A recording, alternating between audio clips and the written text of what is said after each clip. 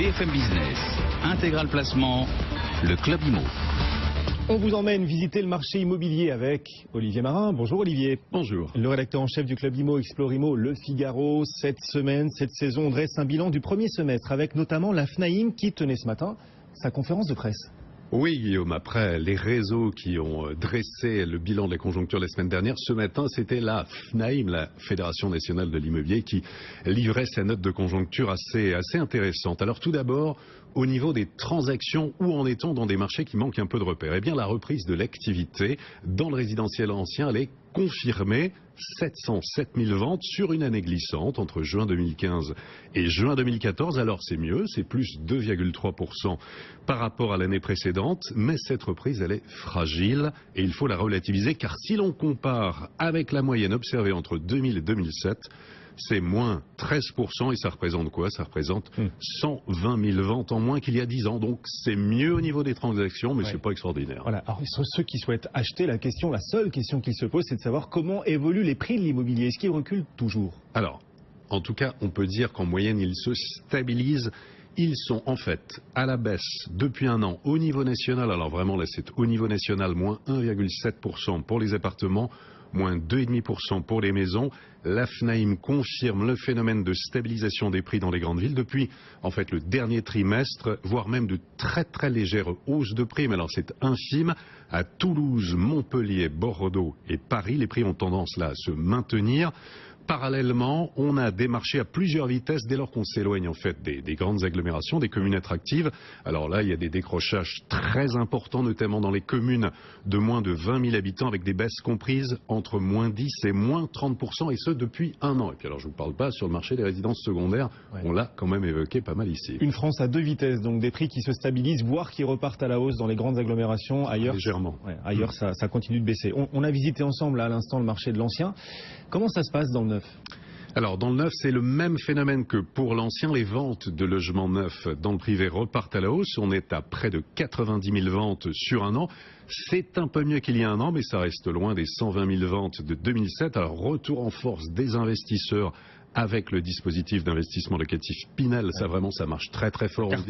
C'est le placement pour la retraite, aussi pour ses enfants, ses petits-enfants, pour plus tard, plus la défiscalisation. Ça marche très fort. En revanche, côté accession, côté primo-accédant, c'est toujours faible en raison des prix qui restent élevés dans le neuf. Quant aux maisons individuelles, on peut dire que ça va un petit peu mieux.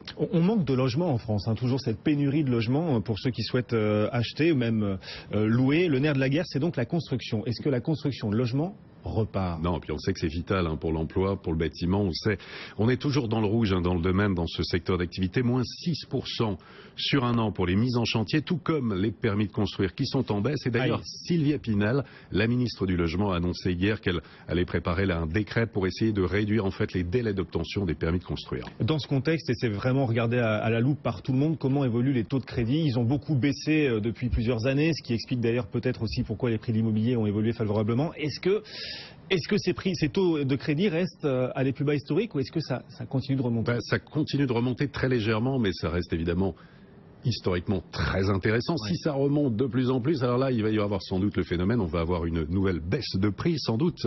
S'il remonte de façon trop importante, on aura des acquéreurs potentiels en moins, on pourrait de nouveau assister à une baisse des prix plus prononcée. Depuis un an, il faut rappeler, donc on a connu des conditions d'emprunt exceptionnelles, mouvement de baisse qui s'est interrompu là depuis la fin du mois de mai. Une trentaine de banques nationales ou régionales ont augmenté leur taux de crédit, alors de 0,05 à 0,40 points selon les établissements. Les taux aujourd'hui, à l'instant T, en tout cas, ils restent pour l'instant à des niveaux très bas.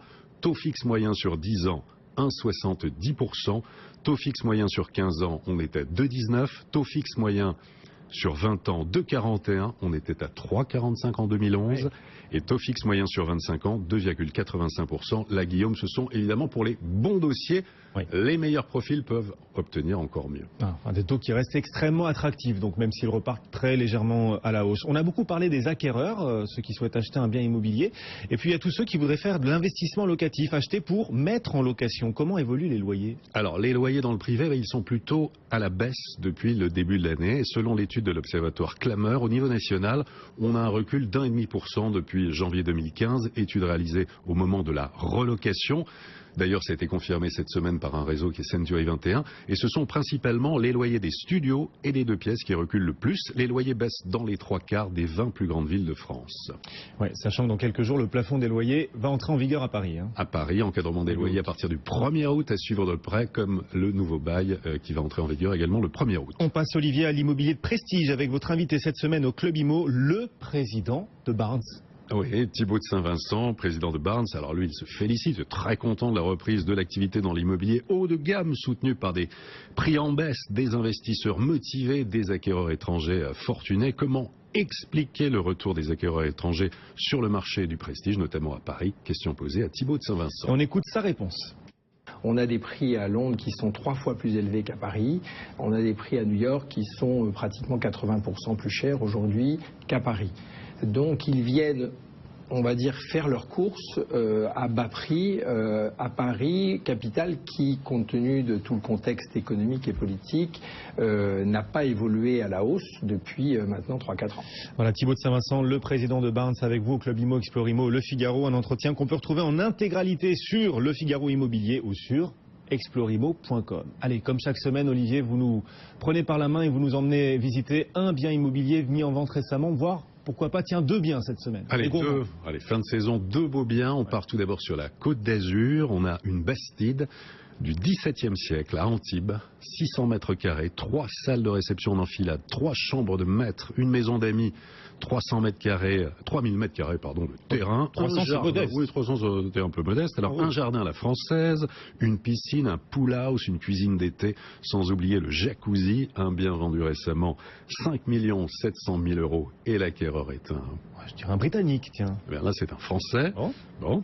Et l'autre bien, les images d'un bien, alors là, plus contemporain, on est à Paris, dans le 17e arrondissement, quartier des Ternes. En fait, on est dans une voie privée, on est dans une maison de 470 mètres carrés, avec un jardin de 150 mètres carrés, une suite parentale au premier étage, 3 chambres, un bureau au 3e sous verrière, magnifique, un ensemble rénové dans un style design et contemporain, un bien vendu récemment, 7 800 000 €. Ah oui. Et l'acquéreur est un Britannique. Pas loin, c'est un Américain. Enfin, il y a quand même quelques milliers de kilomètres. Oui, quand même. Oui, bon, c'est vrai. La Grande-Bretagne est-elle américaine ou européenne? Olivier Marin, c'est chaque semaine sur le Club Imo, Explore Imo, Le Figaro avec nous sur BFM Business. Merci Olivier.